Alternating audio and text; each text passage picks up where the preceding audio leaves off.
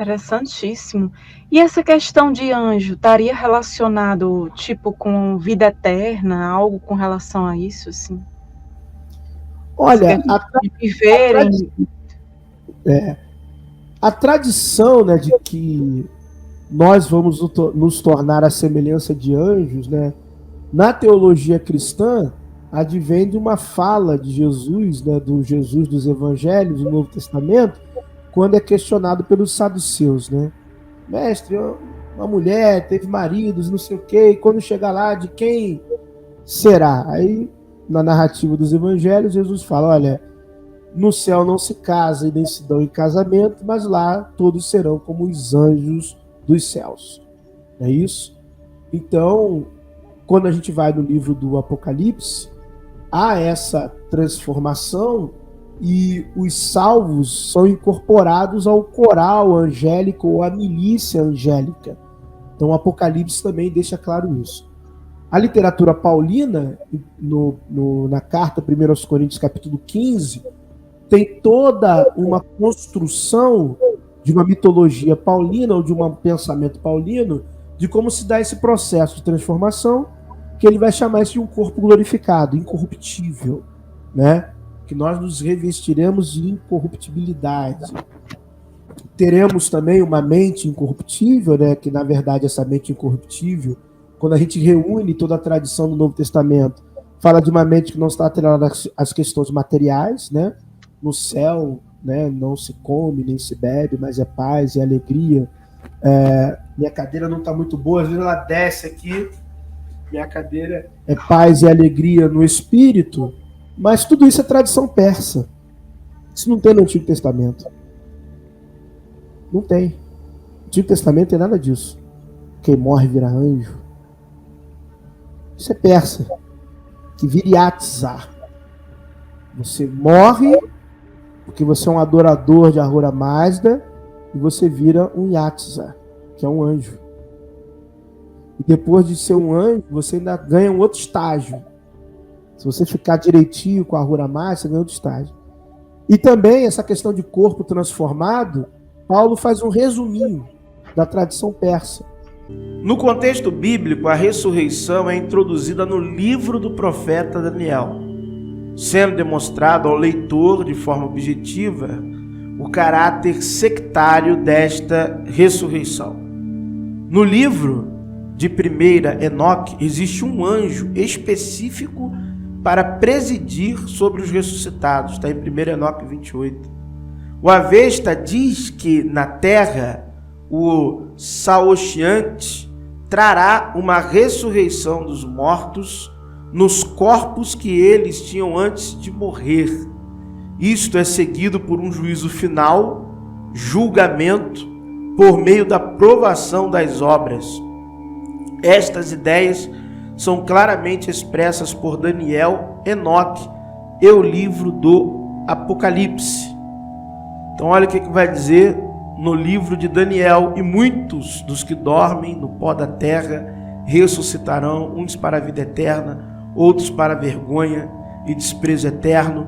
Os que forem sábios, pois resplandecerão como o fulgor do firmamento, e os que a muitos ensinam a justiça como as estrelas, sempre e eternamente. 1 Enoque 28, Remiel, um dos santos anjos, foi por Deus incumbido de presidir sobre os ressuscitados. Então vamos lá, livro da criação, Bunda Rish, 31, 4, 10 e 11. Você não queria saber o que tinha a ver? Aqui, ó, presta atenção. 31a, sobre a natureza da ressurreição e existência humana. Diz em Revelação que enquanto, aí o Machie e a Mechiane, que são os nomes, né, do que seriam o primeiro Adão e Eva criados, primeiros homens e mulheres, tá? Homens e mulheres, tá? E não um homem e uma mulher. Segundo o Avesta, o que foi criado foi a humanidade. Tem toda uma história dessa criação que vem através da morte alemã mata um ser que ele é andrógeno, e esse ser ele gera, enquanto a sua morte e renascimento, vamos dizer assim, não é um renascimento, ele se torna uma árvore, e tudo isso é metafórico, é simbólico, e aí ele gera os primeiros homens e primeiras mulheres da humanidade. Então vamos lá.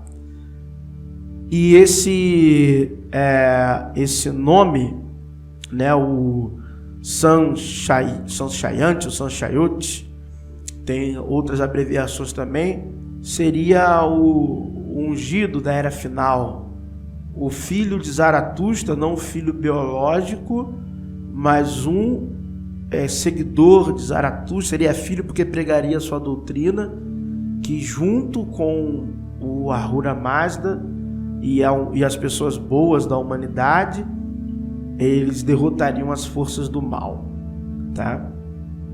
Então vai dizer, na chegada de Sanchayante, eles prepararão a ressurreição dos mortos, como está escrito, que Zartost perguntou a Orma, diz assim, de onde um corpo se forma novamente, que o vento carregou e a água transportou, e como ocorre a ressurreição. Então tem toda uma explicação que vai sendo usada nesse capítulo 30, cheio de símbolos e por aí vai. Versículos 10 e 11 vai dizer, então, você pode ler depois, procura o Avesta e leia todos os versículos, 5, 6, 7, 8, 9, só que é tudo linguagem simbólica de como ocorre a ressurreição. Então, é a assembleia do Sadvastaran, onde toda a humanidade estará neste momento. É o tribunal lá, o julgamento.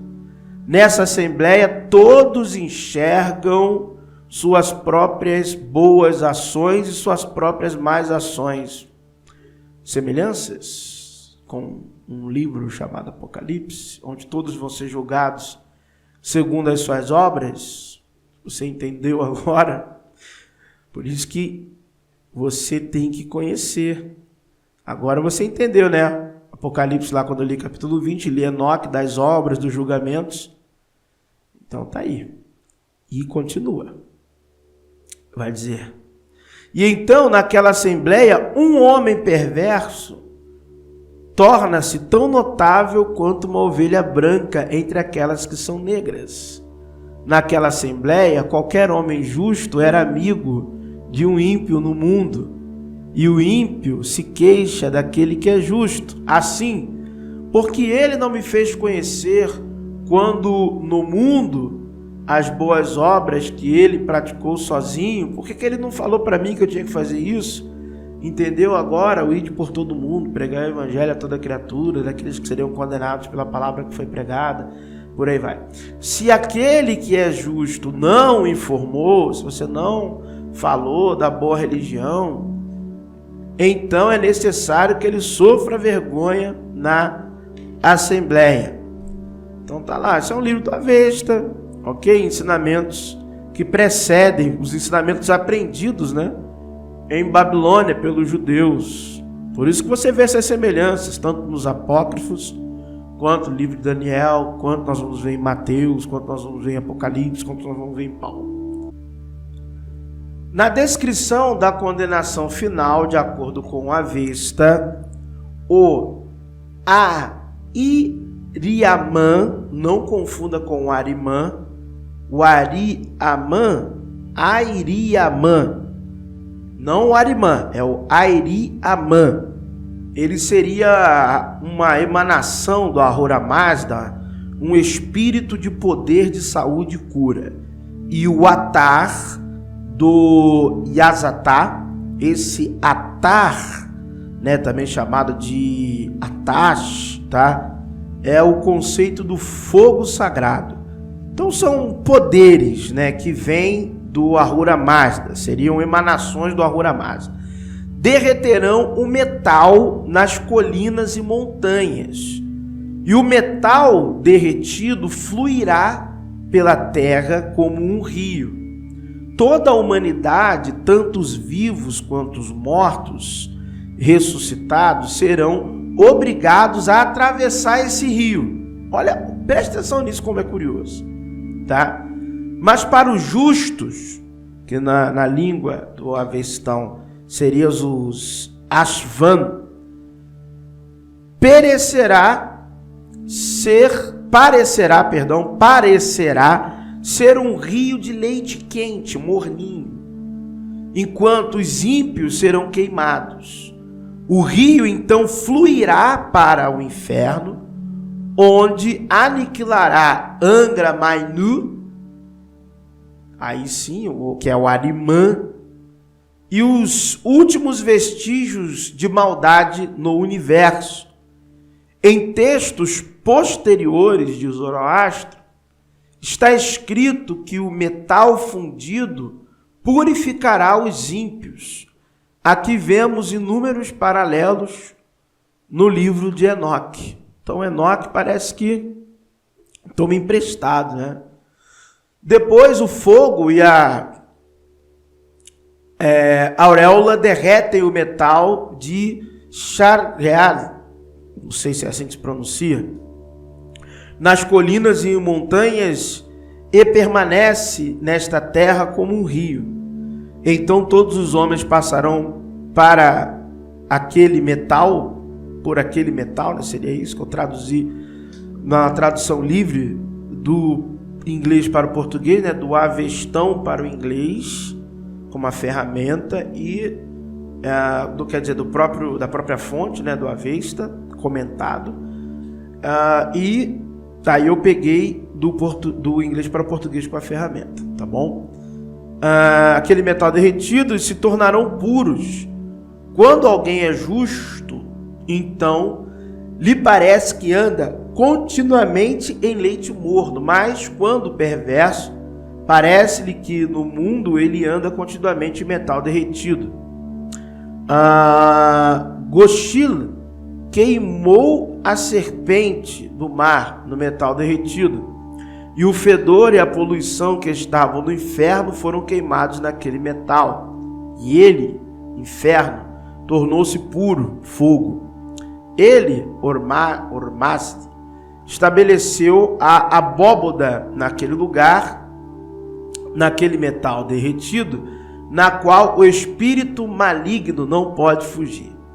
Ele, Ormazd, livrará ou trará de volta a terra do inferno, da condenação, né? Tirará a terra da condenação do inferno, seria uma melhor tradução.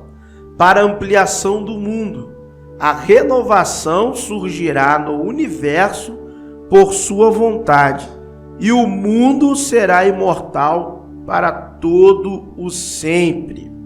Bom, né? Lembra também, né? Novos céus, nova terra, condenação no lago de fogo e enxofre, que está lá no Apocalipse, mas que antes de estar no Apocalipse estava também no livro de Enoque. Eu vi um rio de fogo, o qual fluiu como água, desagou no grande mar para o oeste. Eu vi todo largo rio, até que cheguei à grande escuridão. Eu fui para onde toda a carne migra e vi as montanhas da escuridão, as quais constituem o inverno, e o lugar do qual flui a água em cada abismo. 1 Enoque 67, 8-12 vai dizer: naquele vale ardente é que eles serão confinados, o qual a princípio meu bisavô mostrou-me no oeste, onde há montanhas de ouro e prata, de ferro, de metal maciço e de estanho. E vi aquele vale no qual há uma grande perturbação e onde as águas são agitadas. E quando tudo isto foi executado, da massa fluida de fogo e na perturbação que prevaleceu naquele lugar, levantou-se um forte cheiro de enxofre que se misturou com as águas, e o vale dos anjos que haviam sido culpados de sedução, curioso, né? Queimou-se debaixo da terra. Através daquele vale, rios de fogo também estavam fluindo, para os quais aqueles anjos serão condenados, os quais seduziram os habitantes da terra, e naqueles dias estas águas serão para os reis, aos príncipes, aos exaltados e para os habitantes da terra, para a cura da alma e do corpo e para julgamento do espírito. Muito interessante esses paralelos. Como mencionado anteriormente, Jesus difundia abertamente em seus ensinamentos a doutrina da ressurreição. Esta doutrina era um ponto fundamental para a compreensão das revelações do mundo vindouro, vida eterna, condenação final e fim dos tempos. A ressurreição era algo aguardado como acontecimento precedente à entrada no reino celestial.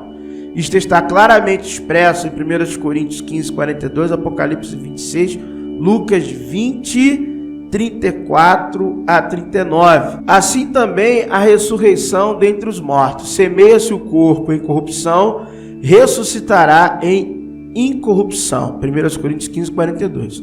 Apocalipse 26, 20, versículo 6 diz: bem-aventurado e santo aquele que tem parte na primeira ressurreição. Sobre estes não tem poder a segunda morte, mas serão sacerdotes de Cristo e reinarão com ele 1000 anos. Então, em Lucas 20, 34 ao 39, diz: Jesus respondeu: os filhos desta era casam-se e são dados em casamento, mas os que forem considerados dignos de tomar parte na era que há de vir e na ressurreição dos mortos não se casarão, nem serão dados em casamento, e não podem mais morrer, pois são como os anjos. São filhos de Deus, visto que são filhos da ressurreição. E que os mortos ressuscitam, já Moisés mostrou no relato da sarça, quando ao Senhor ele chama Deus de Abraão, Deus de Isaque, Deus de Jacó. Ele não é Deus de mortos, mas de vivos, pois para ele todos vivem. Alguns dos mestres da lei disseram: respondeste bem, mestre. Então Jesus, ele pregava, difundia e acreditava na doutrina da ressurreição. Só que a doutrina da ressurreição vem do mazdaísmo, vem do zoroastrismo, que é antes de Jesus, ok? A doutrina da ressurreição não é de origem neotestamentária, cristã ou judaica, mas é oriunda do mazdaísmo, zoroastrismo. Este ensinamento foi introduzido no contexto dos livros apócrifos até chegar à fala de Jesus e seus seguidores. E mesmo antes do surgimento da figura messiânica de Jesus, os fariseus já criam e ensinavam sobre a ressurreição. Ou seja, este princípio doutrinário escatológico não era e nunca foi oriundo de Jesus e muito menos da religião cristã, tá bom? Que também os escritos e a tradição persa tenta dizer como essa transformação vai acontecer. Usa até elementos simbólicos como cristal, vidro, vai tentando falar dessa matéria reluzente, transparente, imperceptível, incorruptível, entendeu? Então isso tudo é tradição persa. Eu mostrei o texto na tradição persa onde isso está, no canal. Eu falei muito sobre o zoroastrismo, né? Eu já vou para 500 vídeos lá no canal, e eu falei muito de zoroastrismo, falei muito sobre os essênios. Eu nem vou falar mais no canal. Depois eu vou abrir um canal só para falar de zoroastrismo, eu vou abrir um canal só para falar dos essênios. Essa tradição, né, que não existe no Antigo Testamento, não existe isso, né? Ela foi herdada pelos judeus, né, no período persa. Isso vem dos persas, vem de Zoroastro. Foi ali que os judeus herdaram essas crenças, geraram, essas crenças estão nos apócrifos, né? Dos apócrifos passa para o Novo Testamento, e aí o Novo Testamento gera toda a dogmatização da religião cristã, de que quando a gente vai morrer vai virar anjo, né? Seremos como os anjos de Deus. Olha, que é mais um estado de consciência que outra coisa, né? Não é muito literal esse negócio, não é? Exatamente. Não precisa nem forçar a barra, né? Só ter um pouquinho de atenção que você vai ver que você não vai criar asinha e vai voar.